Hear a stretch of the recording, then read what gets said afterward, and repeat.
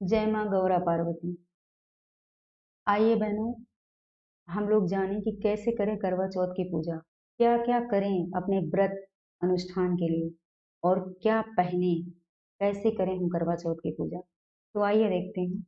सभी लोग जानते हैं कि कार्तिक मास के कृष्ण पक्ष की चतुर्दशी को एक व्रत किया जाता है। इसे सुहागिन स्त्री अपने सुहाग की रक्षा हेतु एवं पति पुत्र की लंबी आयु के लिए निर्जला व्रत रखती हैं। वैसे तो हम स्त्रियां हमेशा ही एक न एक व्रत किया करते हैं, लेकिन ये व्रत स्त्रियों के लिए काफी खास होता है, जो सिर्फ और सिर्फ वो अपने पति के लिए रखती हैं। इस व्रत में हम कैसे करते हैं इस व्रत को? तो इस व्रत में हम 2 मिट्टी के करवे लेते हैं। और 2 क्यों लेते हैं? क्योंकि हम तो एक ही हैं। तो एक मिट्टी का करवा होता है हमारे लिए और एक होता है गौरा जी के लिए, क्योंकि हम उसको सजा के गौरा जी के लिए रखते हैं। वैसे तो आजकल चांदी और पीतल के करवे रखते हैं, लेकिन मिट्टी का करवा बहुत शुभ होता है। तो हम दोनों करवे सजा के रखते हैं, एक अपने लिए और एक गौरा जी के लिए।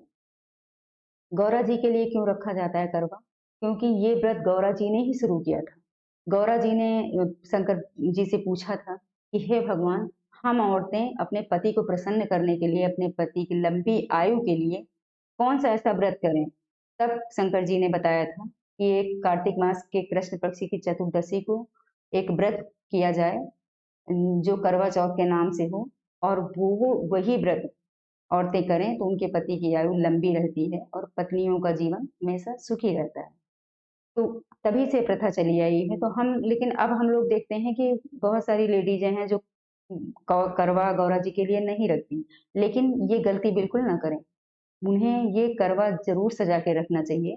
जैसे हम अपने लिए सजाते हैं, वैसे हम उनके लिए भी सजाएँ और उसमें अक्षत, जल, पंचरत्न आदि सब डालें। और उसके ऊपर बड़ा-सा एक दिया मिलता है करवा के ऊपर, उसपे भर के चावल रखें। बिल्कुल खाली बिल्कुल मत रहें और दिया खाली ना रहे, बिल्कुल भरा वो दिया रहे। और उसके ऊपर हम लोग दीपदान में दिया रखें। उस दिए में हम उतनी रोशनाई डालें कि जब मेरा पूजा शुरू हो, उसके अंत तक वो दिया बिल्कुल जलता रहे।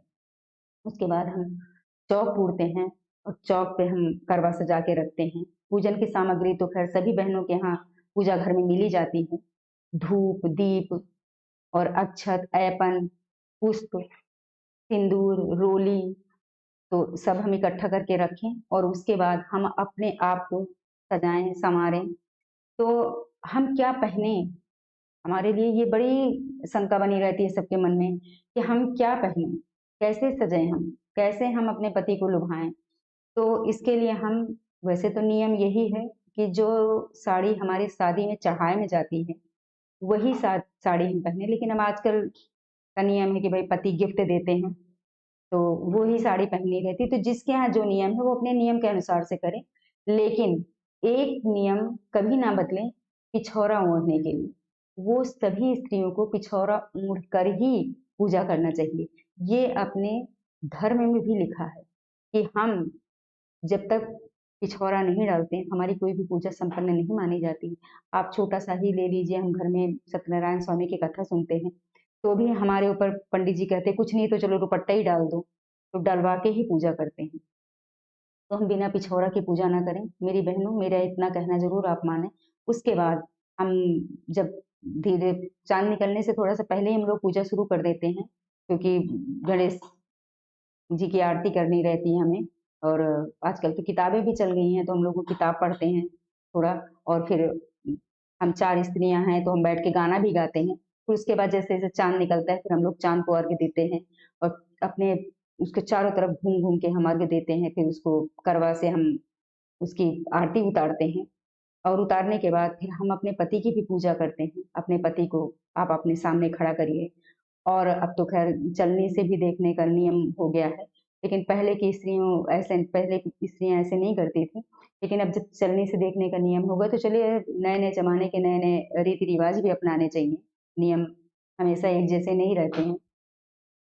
तो हम अपने पति को सामने खड़ा करें और उनके टीका करें, उनके पैरों को धुलें, उनके पैर पे पुष्प, अक्षत आदि चढ़ाएँ और उनकी आरती उतारें और उनसे हाथ जोड़ के ये विनती करें कि हे भगवती, हे परमेश्वर, मैं तुमको अपना पति, परमेश्वर, अपने जीवन का आधार मानती हूँ।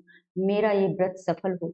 हम आपसे ये अनुरोध करते हैं और आप मेरा व्रत ही सफल करवाएं और मुझे अपने हाथों से जल पिलाकर मेरे भाग्य को बदलें और मुझे आशीर्वाद दें।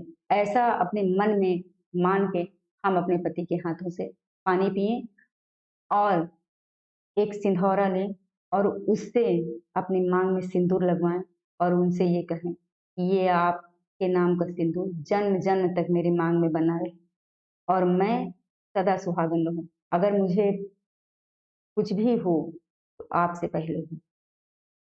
ऐसा ही हम हाथ जोड़ के विनती गौरा माता से भी करें और उसके बाद उनके हाथ से पानी पीने के बाद हम अपना व्रत तोड़ें और व्रत तोड़ने के बाद हम चांद को प्रणाम करें और अपने बड़े बुजुर्गों का आशीर्वाद लें।